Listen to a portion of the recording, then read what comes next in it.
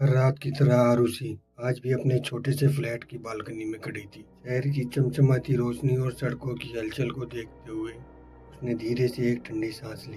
उसकी जिंदगी में सब कुछ था, एक अच्छी नौकरी, एक आरामदायक घर और थोड़ी बहुत शांति। लेकिन इन सब के बावजूद उसके अंदर एक खालीपन था, जैसे उसकी जिंदगी का एक अहम हिस्सा उससे छिन गया हो, जिसका उसे कोई सुराग नहीं था। अचानक दरवाजे की घंटी बजती है। इतनी रात को कौन आ सकता है? वह दरवाज़ा खोलती है, लेकिन वहाँ कोई नहीं था। नीचे झुककर देखती है तो दरवाजे पर एक गुमनाम पैकेज रखा हुआ है।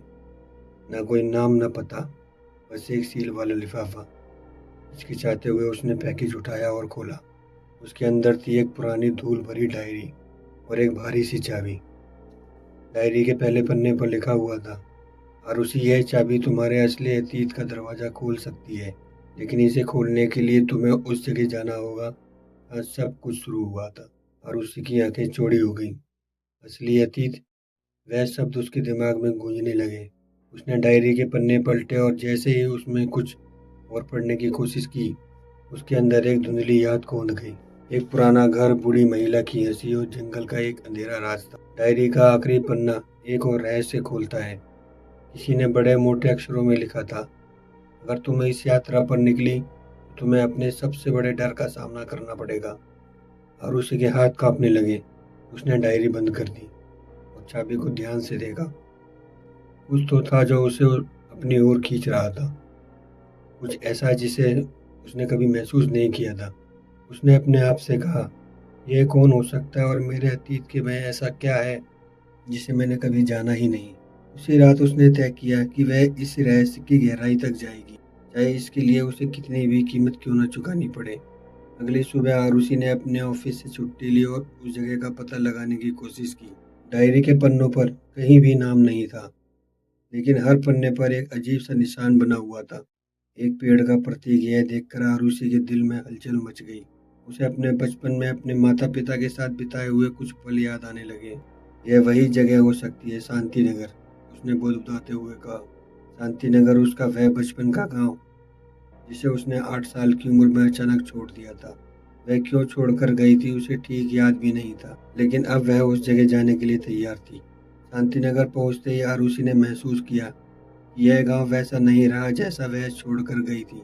गांव वीरान और सुनसान सा लग रहा था। सड़क पर चलते हुए उसे कई लोगों की अजीब नजरों का सामना करना पड़ा। मुखिया, जो उसके माता पिता का दोस्त था, उसे देखकर चौंक गया। उसने कहा, तुम यहाँ क्यों आई हो आरुषि? तुम्हें नहीं आना चाहिए था, यह जगह अब सुरक्षित नहीं है। लेकिन आरुषि अड़ी रही। उसने मुखिया से अपने माता पिता की मौत के बारे में पूछा। मुखिया ने कहा, तुम्हारे माता पिता बहुत अच्छे लोग थे, लेकिन उन्होंने कुछ ऐसा छुपाया था जो लोगों को कभी पता नहीं चलना चाहिए था। तुमने यह सब जानने की जरूरत नहीं है। यह जवाब आरुषि को संतुष्ट नहीं कर सका। वह अपने पुराने घर की ओर बढ़ी, जो अब खंडर में बदल चुका था। घर के अंदर उसे एक पुरानी पेंटिंग मिली। पेंटिंग में एक लड़की और एक आदमी का अधूरा चेहरा था। पेंटिंग के पीछे कुछ लिखा हुआ था। रात को जब आरुषि घर में सो रही थी, तो उसे लगा जैसे खिड़की पर कोई खड़ा है। उसने खिड़की के पास जाकर देखा, लेकिन वहां कोई नहीं था। लेकिन खिड़की पर मिट्टी से लिखा था, मत ढूंढो वरना पछताओगी। अगले दिन गांव के एक बूढ़े व्यक्ति ने आरुषि को रोका और कहा, तुम्हारे माता पिता ने तुम्हें बचाने के लिए सब कुछ किया था, लेकिन अब तुम खुद को खतरे में डाल रही हो। आरुषि ने उस बूढ़े व्यक्ति से सच्चाई जाननी चाहिए। उसने बताया कि उसके माता पिता ने एक गुप्त दस्तावेज चुराए थे जो काली संघ नामक एक संगठन के विनाशक इरादों को उजागर कर सकते थे। डायरी में मिले कोडेड शब्दों के जरिए आरुषि को एक पुराने चर्च के बारे में पता चला। चर्च के तहखाने में उसने अपने चाबी का इस्तेमाल किया। अंदर उसे कुछ दस्तावेज और एक नक्शा मिला।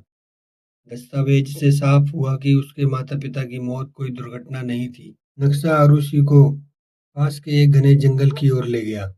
जंगल के अंदर उसे एक रहस्यमय व्यक्ति मिला जो खुद को विक्रम बताता है। तुम्हारे माता पिता ने एक बहुत बड़ी गलती की। उन्होंने उस शक्ति को छुपाया जो इस दुनिया को बदल सकती थी। आरुषि ने उससे पूछा, तुम्हें इस शक्ति की जरूरत क्यों है और मेरे माता पिता ने इसे क्यों छुपाया?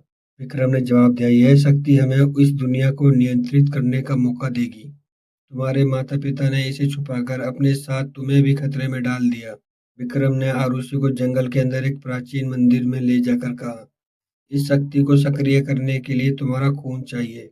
यह तुम्हारे खून से जुड़ा है और इसे बचाने की कोशिश बेकार है। आरुषि ने डायरी के अंतिम पन्ने पर लिखे शब्द याद किए। यह शक्ति सिर्फ विनाश लाएगी। इसे नष्ट करना ही एकमात्र विकल्प है। आरुषि ने विक्रम को अपनी चाल में फंसाया। उसने कहा, अगर यह शक्ति इतनी जरूरी है तो इसे खुद क्यों नहीं लेते। विक्रम ने लालच में आकर खुद को शक्ति के घेरे में खड़ा कर लिया। तभी आरुषि ने मंदिर में छिपे लीवर को खींचा, जिससे पत्थर की रोशनी तेज हो गई और विक्रम सहित उसके आदमी गायब हो गए। आरुषि ने देखा कि मंदिर ध्वस्त हो चुका है और वह शक्ति हमेशा के लिए नष्ट हो चुकी है।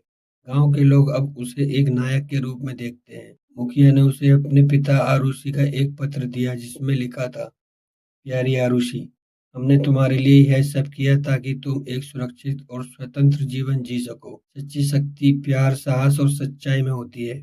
आरुषि ने अपने माता पिता के बलिदान को महसूस किया। उसने गांव में ही रुकने का फैसला किया और अपने माता पिता की विरासत को सहेजने लगी। आरुषि ने अपने माता पिता की तस्वीर को देखते हुए कहा, आपकी बेटी ने आपका सपना पूरा कर दिया माँ पापा। अब यह शक्ति किसी का विनाश नहीं करेगी। और इस तरह अनजानी राहों ने आरुषि को उसकी असली मंजिल तक पहुंचा दिया। दोस्तों, अगर आपको कहानी पसंद आई है तो हमारे चैनल को सब्सक्राइब करें, ताकि आने वाली ऐसी ही बेहतरीन वीडियो आपको सुनने को मिलती रहे।